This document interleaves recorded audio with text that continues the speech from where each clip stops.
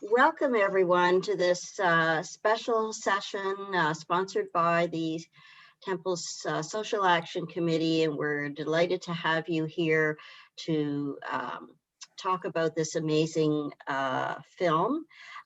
You'll note that a number of our initiatives this year have been around increasing food security for people, especially during COVID-19, both in our local area and in Israel. We did the North York Harvest Food Bank Drive, which was fantastic. We raised more money than ever. We did the Hanukkah campaign for food hampers in Israel, and now we've got the Purim card initiative for Leket, which is Israel's food bank. But the idea of food sovereignty goes way beyond food security. It entails actually having control over the food your community produces. According to the organization Food Secure Canada, here's a definition. Food sovereignty is the right of peoples to healthy and culturally appropriate food produced through ecologically sound and sustainable methods, and their right to define their own food and agriculture systems. So why is food sovereignty important? Well, food sovereignty provides individuals an opportunity to take control of their own nutrition and to make changes in their community that result in a more just system for everyone. In the film Gather, we learned about food security transforming people, healing lives, and at the same time, restoring the natural environment. We've asked our friend and Anishinaabe educator, Kim Wheatley, to be present today as our moderator as we discuss what we learned in the film Gather.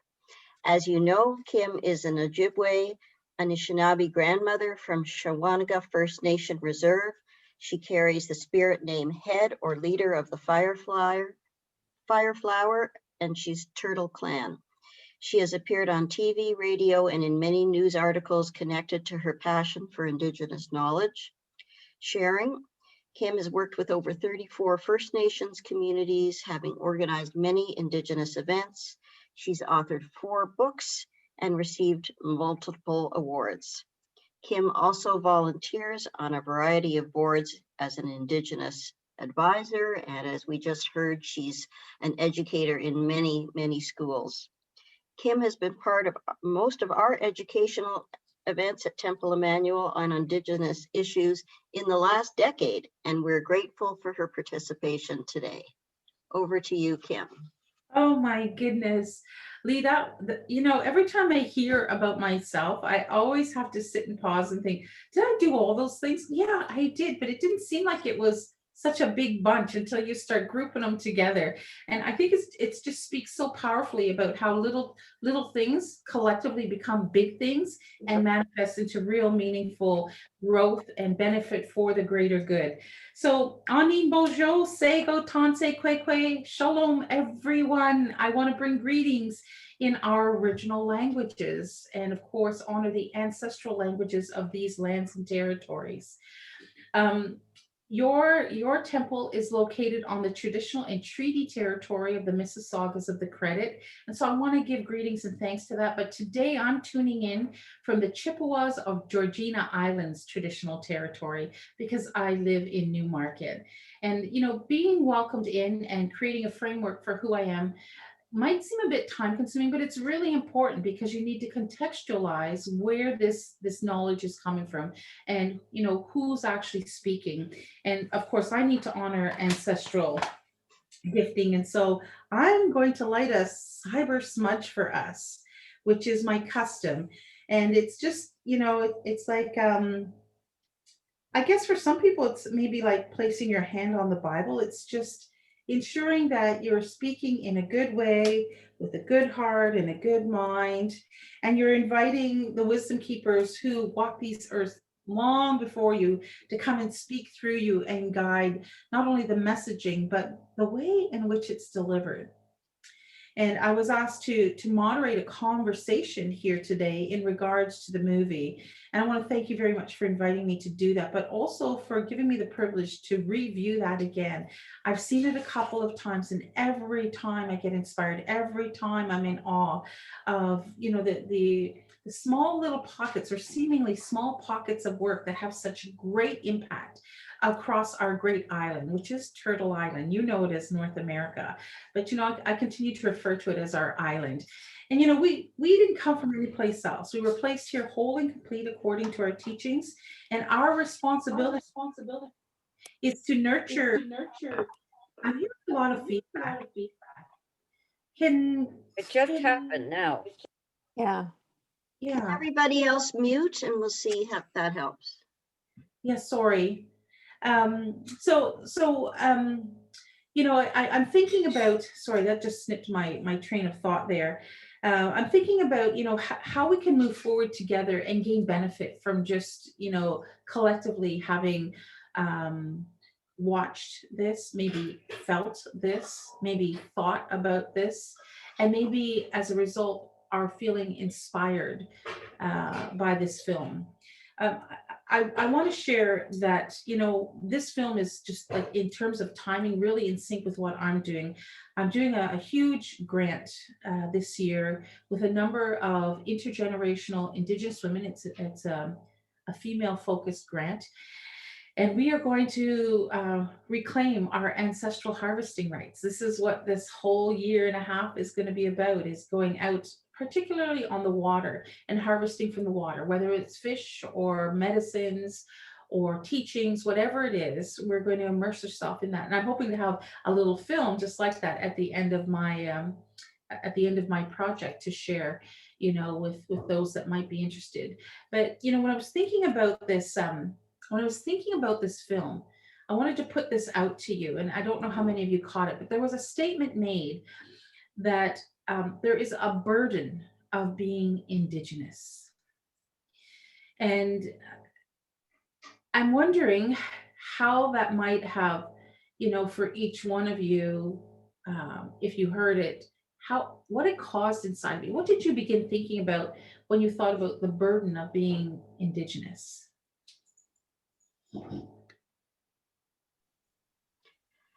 So what comes to my mind is just a burden is a weight, feels like a weight, not only on your shoulders, but just on your whole person of, on the one hand, being responsible for carrying on the traditions, on another hand, sort of, fighting against what has been. So fighting and carrying on traditions. Anything else for anybody else?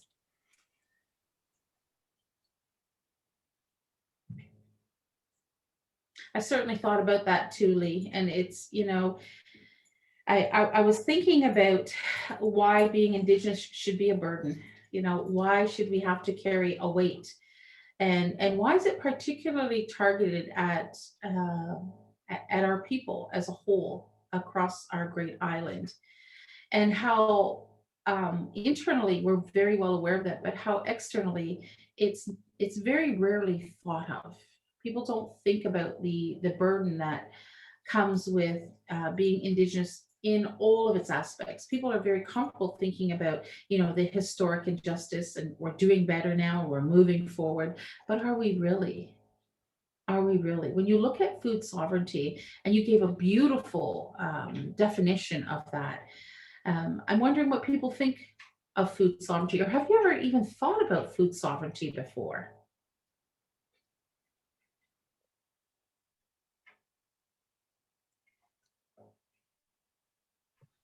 We're thinking a lot about, in terms of sovereignty at the moment, with regards to vaccines, and the fact that Canada does not have its own sovereign supply. And all of a sudden, it becomes something on the front pages, and something very meaningful. We don't often think about it. This is the same food sovereignty. Mm. Yeah, yeah, I hear you, Helen. I certainly have approached the concept of food sovereignty in a multi-pronged way. And I've thought about the independence that comes from that, the reclamation of balance and harmony through mental health and wellness, and of course physical health and wellness. I've also connected it to the idea uh, of economic benefit, in that, oftentimes if you're living on reserve, and this might be a surprise to some of you, but there are statistics saying 84% of us now live off reserve. Why is that? Because there's no food sovereignty in place. There's no economies in place that can help sustain, living in those little postage stamp squares. There are laws placed against us for um, enacting our enshrined harvesting rights. We have water harvesting rights and we have land harvesting rights that were placed in the treaty agreements. They were enshrined in the Constitution. And yet we have extraordinary violence against our people across this country by big organizations and businesses and commercial companies who feel that we should not have the right at all to honor our traditional practice on our ancestral lands. And it's always astounding to me how quickly people can forget that Canada operates on stolen land, and that we didn't come from any place else. And that for the sheer size of numbers that we currently have, or that statistics claim about our existence in Canada, we are a micro percentage of the Canadian population, right? We're really small. And so for commercial fishermen to be threatened by the small amount of lobster, for instance, that are being retrieved from the ocean, how is this a threat? I can't wrap my brain around how you can logically defend the right to go and assault another human being, burn their boats, run them over in the water, and feel justified that you are, doing something that is right and benefits the greater good. Does it really? And where is that coming from?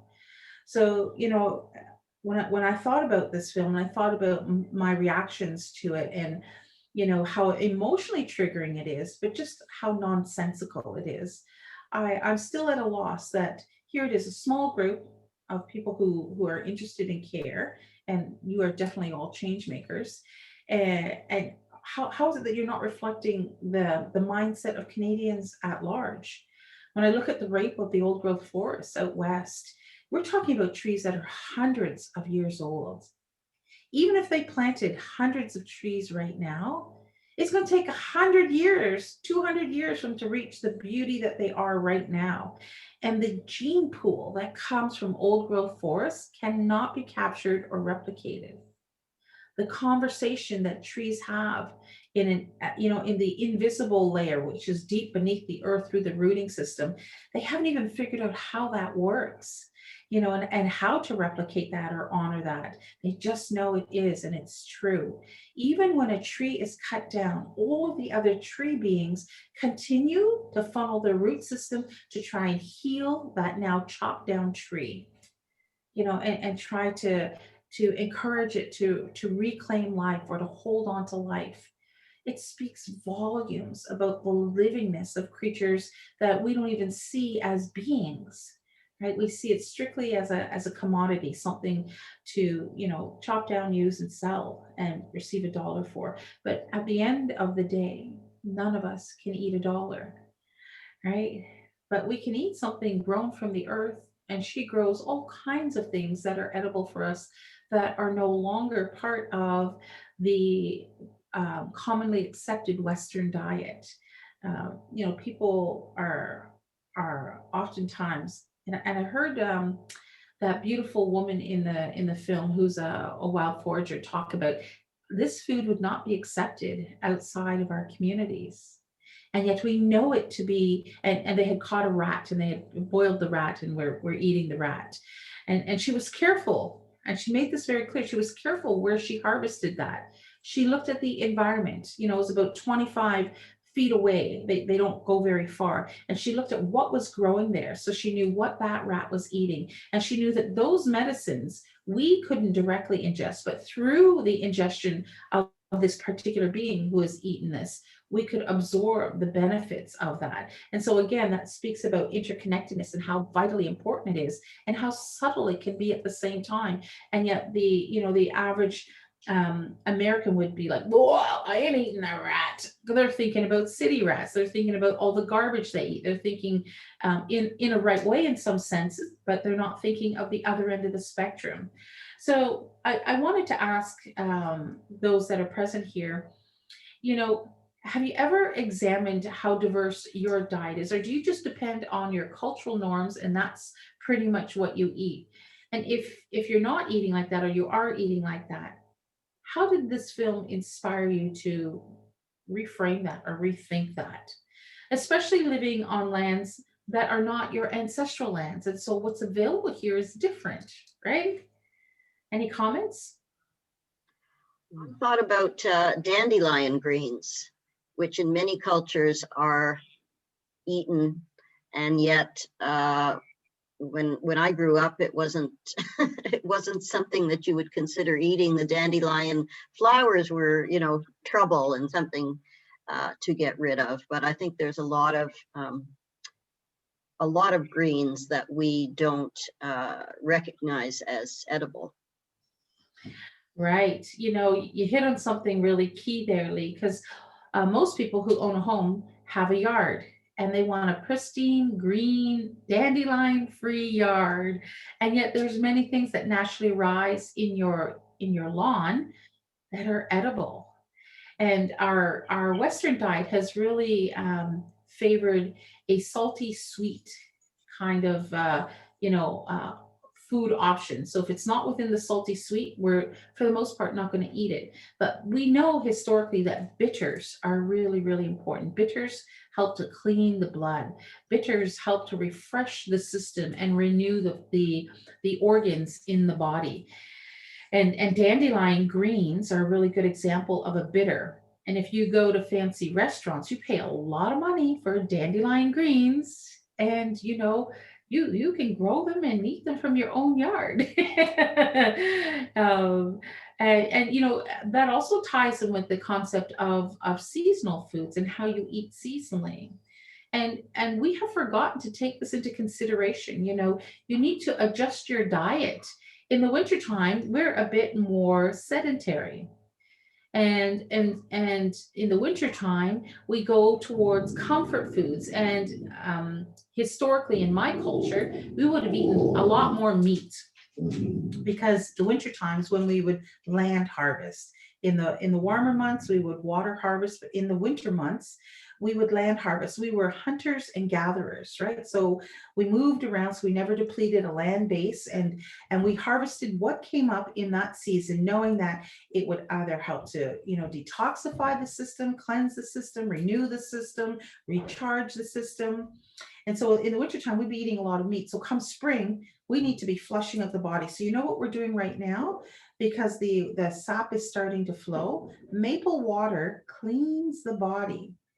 So drinking it straight from the tree. So trees are being tapped, and you get yourself a little 2-liter jug and you drink some every day. And what happens? You spend lots of time on the throne, but that's the flushing, that's the cleansing out of your body, and it's renewing and restoring the organs. And how we have different drinks in the pharmacy for electrolytes. Well, you're getting that from this beautiful maple water. It is a little bit sweet, but it's extremely nutritious and has all kinds of microorganisms and biomes that are good for the body.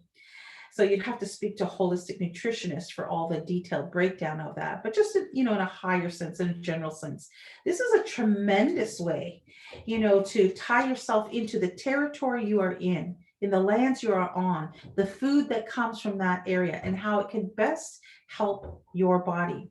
The earth knows your body, and your body needs to know the earth by the choices you make. So are you making good choices? Are you diversifying? Are you getting ready to kind of flush out the sluggish way you've been all winter, kind of like bears, and you know, kind of fitting because we're in bare moon right now, according to our lunar calendar. And kind of waking up and getting ready, you know, for the more active season. How many of you grow a garden? How many of you are starting your seeds? How many of you are, supporting heritage seeds, you know, which are non-GMO? I don't care what anybody says, GMO is not good food. Nobody knows better than the earth. The earth knows how to grow food, how to have complete nutrition in that food, and how to become synchronized with your body's needs. So, you know, I'm a real kind of like, let's do heritage seeds. Everybody grow a garden again. When I grew up, you know, in the 60s, everybody had a garden. Nobody did not have a garden. And I always was around a garden. I grew up in the time when my great grandparents were still alive, and they were born in the late 1800s, and they were still gardening, and they were still canning and preserving, and you know, being careful about not only what they grew, but how they stored that and how they shared it as well. Sharing is very, very standard behavior in our culture. It's part of our morals. You know, where that's where the idea of potlatch came from. Is you should never have so much that you forget how to share and how to take care of others. So there'd be this big giveaway time. And indeed, today we still kind of honor that giveaway time. We've been forced to Christianize in lots of communities. And so we've hidden our big giveaway time under the guise of Christmas, right? And Christmas is a big gifting time for a lot of Christians. So we just kind of followed suit, but really we're honoring our traditional practices and ways. So I'm thinking about gardening. I'm thinking about lessons from our ancestors. I'm thinking about inserting them as normal everyday practices today, and you know how we can get back to there. Oftentimes, when people see a film like this, they get moved to, oh, we got to help those communities, and this is wonderful. But there are lots of creative ways to help rather than just handouts, right? Maybe buy our heritage seeds, maybe learn about the native plants that you should be growing, because so many invasive plants have been introduced here. I'll give you a really good example. You know, what is it? Wild mustard. It's a hugely invasive plant. It kills everything else, and it's edible. So maybe we need to eat our way through that, and then we can kind of, you know, hold it back a little bit. But if people had chosen to understand what we grow here instead of bringing stuff from their country here, not thinking about the impacts it may have with the native species here, we wouldn't have so much invasion. Right, we have a lot of invasion taking place, and it's changing the landscape. Look at Phragmites. Phragmites is gobbling up wetlands areas and pushing out cattails, which is a huge nutritional source of food. You can make flour from cattails. You can eat the roots. You can thicken soups with it. You can heal bodies. You can do all kinds of things with cattails. If they disappear, then we won't have that practice in place anymore, and then that means the knowledge will fade. So when it comes to, you know, your own personal spaces and places, how are you going to change things within your own immediate environment, either with your home and your family, or your extended family, or your friends? Have you thought about what this can do for you in a meaningful sense? And you know, I know as we get up in age, we're less inclined, you know, to get out and do a lot of physical labor, and yet the benefits are extraordinary for us, even if it's just growing something in a pot in a windowsill, you know. And not only is it beautiful, but it might be edible. It's remarkable. It's so very easy. All kinds of herbs that we standardly buy from the store dry are better for you fresh, and you can grow them in your windowsill. Most windows have some sunshine coming in, and herbs aren't too fussy. Just give them a little sunlight, and they're good to go. And if you never get any sunlight, maybe you live in a basement, grow lights. They're widely available. But what have you thought about? What are you going to do? How are you going to change how you currently live as a result of experiencing this film and the idea of food sovereignty? How are you embracing that in your own right?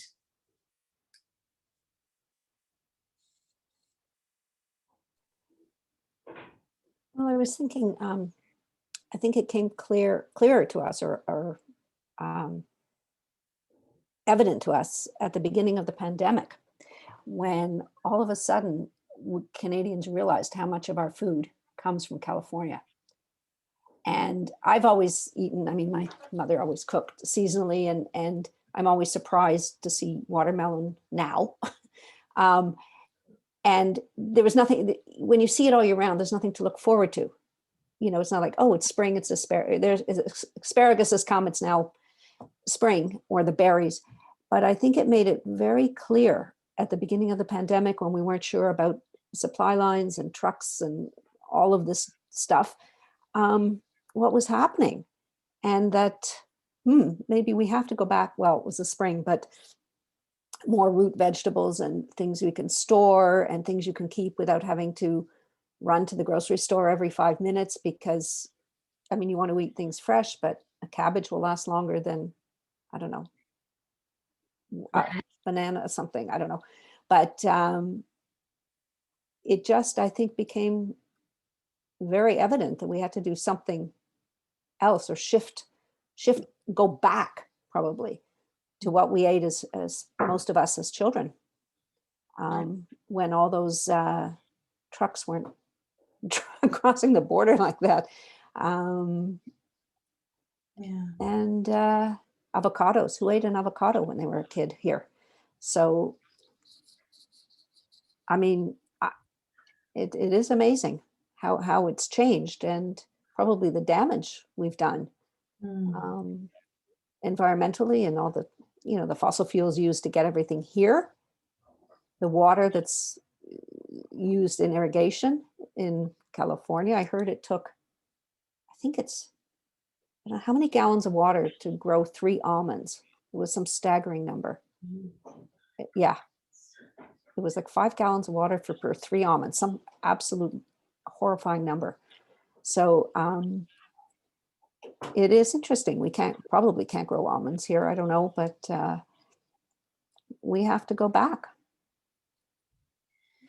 You know, Nina, you're making me remember parts of the movie. And I don't know if you remember the part where the father and the daughter were talking about the nutrition that comes from buffalo meat, and how buffaloes are seen as a threat to cattle farmers. And when did the standard come into place that we only grow cattle? Because they've shown that the nutritional Yes, it is. Hi, Lionel. the nutritional benefits of just eating buffalo, which is very similar to cattle, by the way. If you've never eaten it, it's pretty similar, and it's densely nutritious.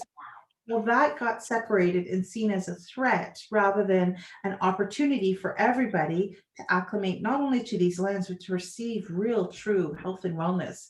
Um, you know, and the cattle that we eat today are so um, they're so injected, you know, with all kinds of hormones and steroids and fed grains that they wouldn't normally eat, that we're not even eating good food when we eat cattle from commercial you know, farmers. And oh boy, they would not want to hear this right now, but the truth is, we've seen that it's not good for us, and it's not good for the cows themselves. Look at all of the cases of wild or mad cow disease, and this is because they're not eating the way they should, and they're being injected with things that just don't help them in the long run, you know, and enormous numbers of beings are slaughtered. And these beings are not slaughtered with care. They're slaughtered for commercial reasons. You know, their very last thought is fear, and then they're killed, and that fills up their bodies with fear. It goes through the blood goes into the meat, and then we eat the meat, and then, you know, we have this kind of symbiotic relationship to, we are what we eat. And we live in a world of fear today. We're afraid of everything. The connections are real, they are measurable. You can walk them back. And you know, we depend enormously on food that comes from someplace else. If I read all labels now when I go grocery shopping, and I choose to buy Canadian, even if it costs a bit more. I need to support our home food suppliers. And, if it says China or Mexico or California, I have to think twice about it. And then there's some things that, in terms of living a more healthful lifestyle that we don't have here, like everybody's drinking almond milk now because it has, it's animal kind, and it doesn't have steroids and hormones in it. We hope it does have a fair amount of sugar, so it satisfies that taste bud. But when we're looking at making changes, we have to be present and conscious all the time. And what I find is, even with the threat of the food chain being severed in March of last year, April, May, and all the fear mongering that, oh, we're gonna end up with food shortages. And again, we had that crazy behavior from people stocking up on all kinds of things out of fear without using their rational minds. And how many people grew a garden last year? So they knew what they were eating. I still have squash sitting on my counter that I grew last year, harvested in September, and it's still fresh as ever, sitting on my kitchen counter. Butternut squash and acorn squash. I had it for the whole winter. And I grew a humble little garden. It wasn't a lot, but there's only two of us in this house, so it was enough for us. I even had some to share with neighbors beside me and beneath me. So, I was thinking, wow, this was just a tiny little garden. I didn't even really know what I was doing. And I was able to do this very easily with very little labor involved, by the way. I didn't weed fastidiously. I let whatever grow. I put my seeds in, I prepared the ground, and whatever came up, let them grow together and see how that goes. It's all a family there, and the earth doesn't make mistakes. Whatever she pushes up through the ground, it needs to be there in some ways. But what I did do was I took some time to explore wild foraging last year. I actually went to my home territory, my reserve territory, and I drove up and down roads that I didn't know, and I'd stop and I'd look at things and I'd smell things, and I even harvested some things and I learned about them. That has not that hasn't taken off in a commercial sense, thank God, because there'd probably be nothing left. But people are still not looking to kind of the immediate natural environment available to them for their own health and wellness. They're skeptical, they're unsure. And yet you will get in a car, you'll start the car, you'll fill it up with gas, you'll drive to a grocery store, you'll buy your groceries, you'll get a plastic bag, you'll tuck them in that plastic bag, you'll drive back home, you'll put them in your fridge. That's a lot of work. And it's not really meaningful. You're harming the environment. All the petroleum products, the plastic bags, the waiting in line, the inconvenience of being masked everywhere, not really breathing good oxygen, having to wait in lineups as a whole. How is that contributing to your health and wellness? Whereas, orange juice. Orange juice can be replaced with cedar tea. Cedar grows everywhere. People use it as hedging. It's used as just property beautification. It's in our local community forests. You go, you pick some cedar tea, you wash it off, you put it in a pot, you bring it to a boil, simmer it for about 5 minutes, and then you get this beautiful, slightly yellow tea, which has more vitamin C per cup than a whole container of orange juice, which comes from who knows where, traveled how many miles, went through how much processing, cost this much money, has been sitting in there for who knows how long before you even got it. So who knows what's left in that orange juice?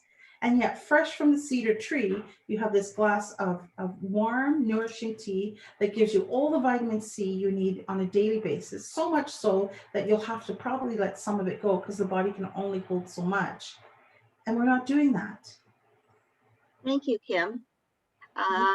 I'm also interested to know about your own ongoing project on food sovereignty for Indigenous people. Can you tell us a little bit about that? Oh, I'd love to tell you a lot about that. So I got this idea that we need to reacquaint ourselves with the earth herself. We need to honor that relationship. And we need to re-empower women in particular, because our roles have become diminished. And I come from a matriarchal society where women, you know, had very significant roles, and lots of power in terms of your wellness, right? Men and women alike cooked food, harvested food, collected food, prepared food. But women in particular, you know, were responsible for a lot of the foraging that took place, for a lot of the growing that took place, and for the preparations in many instances, because they're carrying life, bringing life, and they need to make sure that their bodies are at optimum health and wellness, as well as the children, and then the community at large. It just all ripples out. So I got this idea to apply for a grant and actually begin the reclamation process. So the reacquainting with not only traditional knowledge practices, but all aspects of that. So the women in my project are of multi-ages, because I think intergenerational mentorship is really, really important. Not everybody wants to sit with an older person to learn, but if you're kind of similar in age and you're doing it and I don't know how to do it and I want to do it, maybe, you know, that'll spark them up and they'll be like, oh, okay. And so the women are going to learn all skills needed that post the immersive experience. They can do this in their own right. So they're going to get CPR training. They're going to get a small boat license. They're going to get a water and safety certification. They're going to know how to identify different species of plants and fish. They're going to know what season to go out. They're going to know what tools they need. They're going to know how to put a hook on a fishing line. They're going to know how to kind of read the weather a little bit. They're going to have some cultural ceremonies to prepare them and celebrate. They're going to learn how to actually catch a fish, what size fish to catch, what species it might be, how to clean the fish, how to cook the fish, how to store the fish, how to tan fish skins. So it's a full spectrum kind of learning. It's with a small group of women, and we're doing it within 2 First Nations communities. So one will be connected more to open water fishing in Georgian Bay. The other will be taking place along a river system called the French River, which is one of our original waterways or highways that we used for the big business of trade that the Hudson's Bay is just still thriving upon. And in these 2 practices in 4 seasons, they will learn how to spearfish, they'll learn how to rod fish, they'll learn how to ice fish, and net fish. And in all of these practices, they'll have multiple ways to provide good nutritional food. They'll know what a healthy fish looks like. They'll know, what season to go out and get that. And they'll be able to share that with another. Now, they're not going to be experts. We don't have enough time for that. But at least if they learn the basic skill sets and then they go out and do that themselves, they'll be able to level up their experience, their knowledge, and also keep that wisdom that we've shared, which will come through traditional elders and knowledge keepers, to reactivate that, reclaim that, resurrect what we're calling food sovereignty. It is our right to be able to harvest from the lands and waters. And if we're not using that right, then we're not actually honoring that sovereignty that comes with that. And as sovereign nations in this country, we have distinct rights, because this is the way we always lived, and our way of life is our connection to our identity. It is the way to true reparation and reconciliation for us. We need to reconcile our relationship to the lands. It's not about settler nations. Settler nations need to honor and respect that we have that right, and to leave us be. We would never over harvest or overfish. If you look at the historical engagement of our people, we never created one species at risk in the forest, in the ocean, or on the land. That came with all the people who came to these lands. They created that dynamic. We did not do that. And so for people to challenge our understanding and relationship to the land and our vast historic knowledge about when, how much, what age, to harvest is incredulous to me. Like, where are you coming from? You are new to our lands. If you've been here 500 years, you are new to our lands. We have been here for thousands of years, and women had very distinct roles in that. So I want to re-empower that. I want to re-energize that. I want to reclaim that. And I want to re-inspire even the masses of women who are coming into, cities and towns, to go back to the land and know that this is the place where you'll find your healing. This is where you will find your identity. This is where you will assert your rights. This is how you will understand not only who you are, but who you are in relationship to the physical world, the unseen world, the history of who we are, and how you'll plant seeds for the future. So, in a nutshell, that's really what I'm doing, what I'm focused on. Year 2 will focus on harvesting from the lands. Year 3, this is a 5-year vision. Year 3 will be to build a birch bark canoe and to get all of the parts connected to that. And the women will build their own birch bark canoe, and we'll have that as part of our ongoing materials. Year 4 will be wild foraging and gardening. So we are actually going to learn how to wild forage and traditional garden. So an example of that would be corn, beans, and squash. When they grow together, they nourish and support each other. And a lot of people aren't familiar with that process, but the corn is the stalk upon which the beans can grow around. And the beans provide nitrogen, which enables all 3 plants to grow well. And the squash provides coverage for keeping moisture into the soil and repelling predation. So because it's all prickly. So it's a beautiful story. It comes from the people of the Longhouse, and it's a great way to grow food in harmony. But we have many practices like that. So I want to bring that up. And year 5 will be connected to traditional housing. So really revisiting sod houses, wigwams, longhouses, teepees, and maybe even some of the more modern renditions of perhaps an earthship. And we're gonna have builds of this actually happen. So this is my 5-year vision, and the government, the federal government, is very interested in this, and I'm hoping to have it fully documented in a meaningful way, but also have some really solid mentors leave this program, and then start spreading that ability, that knowledge, that wisdom throughout our communities, both on and off reserve. So long-winded, but I'm very, very excited about this. I think it's a powerful example of how gather and gathering can happen across this great island of us in lots of different ways, led by lots of different people using a wide variety of approaches. That sounds amazing, Kim. Help us understand how you can sort of reach and include the people who are living in urban environments to take advantage of this kind of learning, knowing that, they may not have the ability to return to reserve or to living on the land on a permanent basis. Yeah. So reserves are, they're too small for our growing populations. But you can always return home, and you can always continue to harvest, whether it's from the lands or waters. So there's no restriction in that. It's just getting in a car and getting yourself there. So that will be ongoing, in that, you're not limited in that way. But urban people,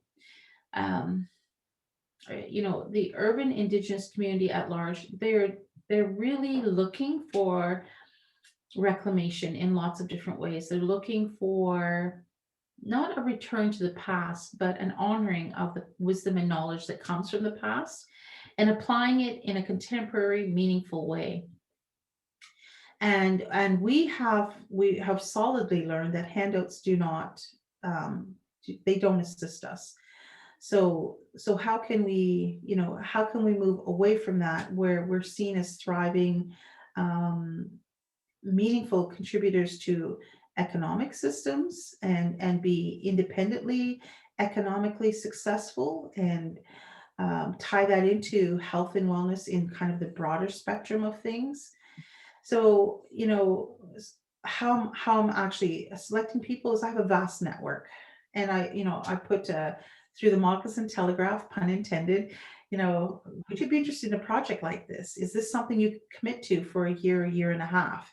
Because I need people who can go through the whole long haul of it and be there. I mean, I can't have a project if people aren't showing up for whatever reason. So I had a larger cohort when I first envisioned this, and then the lockdown began, and so restrictions were instilled, and I had to reduce my group. And originally what I was hoping is to have 10 women go through various seasons. So maybe at the end of the year, I would have 40 women who'd gone through 4 seasons. But that's not realistic when we're looking at harvesting from the waters, and we got to get in boats, and you're supposed to be 6 feet apart, and we're not having these big boats, we're having these little tin cans that are maybe 17 feet. So, maybe 3 people per boat. So I had to reduce the number significantly because I can't afford a lot of boats. The budget doesn't allow that. So, you continue to accommodate, but then we look at the quality outcome. And so, through discussion and pretty much cherry picking at this point, because this is our beta test group, and this grant does not require us to be successful. It's an innovation grant. So this is my innovation, this is my innovative idea, and all I have to do is try the idea and then maybe learn from that and rework it the following year.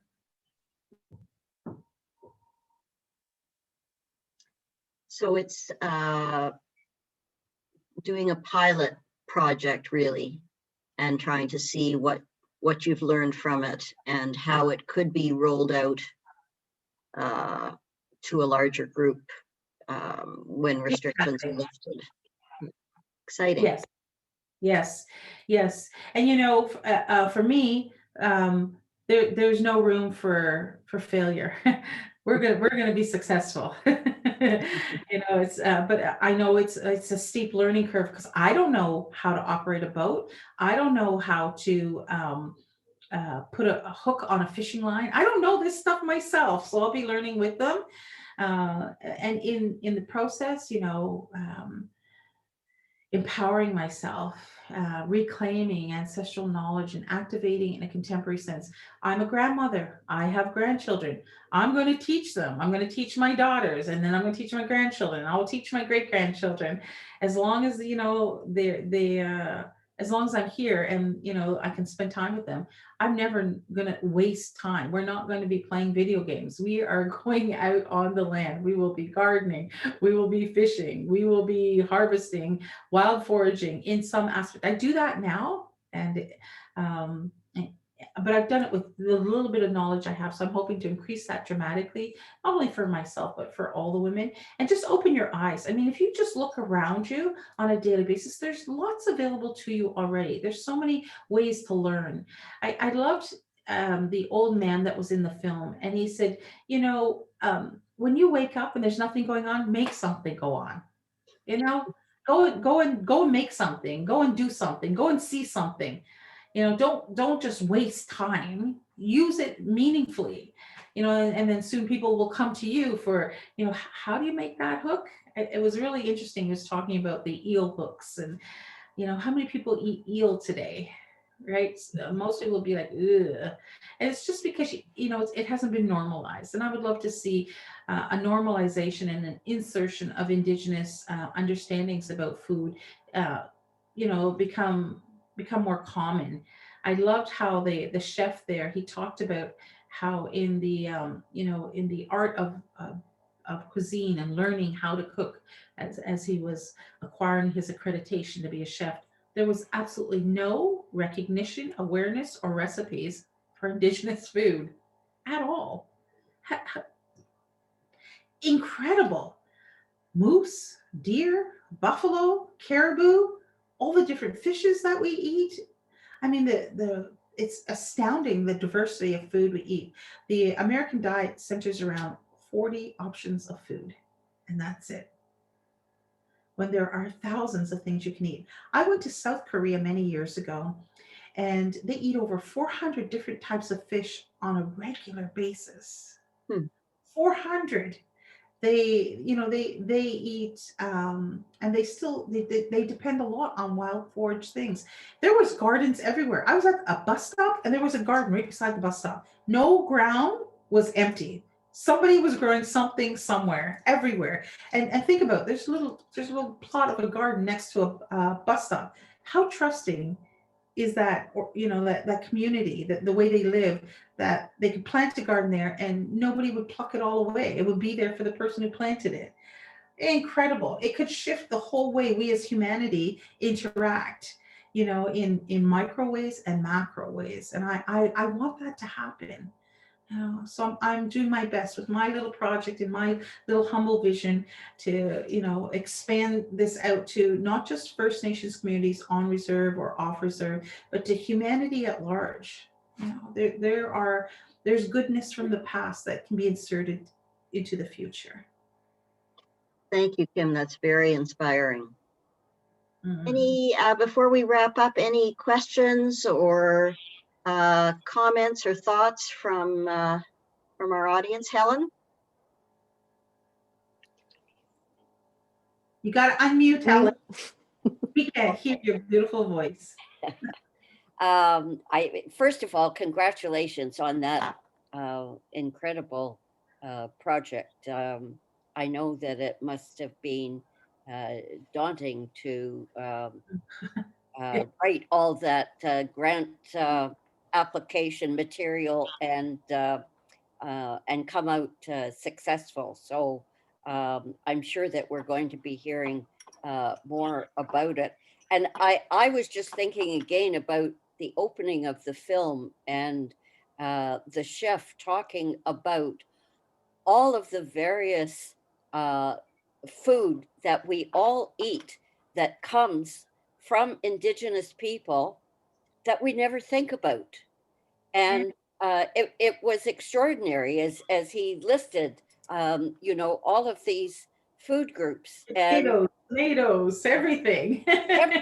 everything. And it's just not something that we consider. And I must say that I'm going to be looking at things a little differently, following the film and your talk. So thank you. Oh, thank you, Ellen. I hope my talk was meaningful for you. I hope it wasn't a snoozeville for you. I hope you're leaving this talk more inspired than when you came. And that, even if it's a little shift in the way you think, just to hold an attitude of gratitude for the bounty that comes from this tremendous, beautiful, loving island we call North America. She gives us so much. So maybe, explore a bit further. Try something you've never tried before. Give thanks for it. Share with others.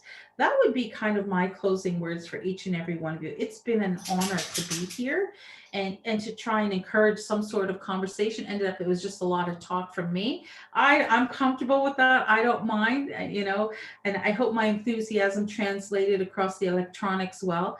But I know that you guys are change makers, and I'm so honored to be within your circles and to have time with you. Time is the most precious gift we can give another being, whether that's the earth, animals, or each other. So, I don't take that lightly. And I want to thank you for the time given to me on this day. I hope it was time well spent. Thanks so much, Kim. That was really inspiring and appreciate your time and input. Good. Kim, thank you so much from all of us. It's always inspiring and it rekindles our commitment to this. If you could keep us apprised of this project, are there Indigenous cookbooks? Are there any ways that we can help in this pandemic, rather, as well as being more aware? But are there any entrepreneurs for seeds, things like that we can support? If there's a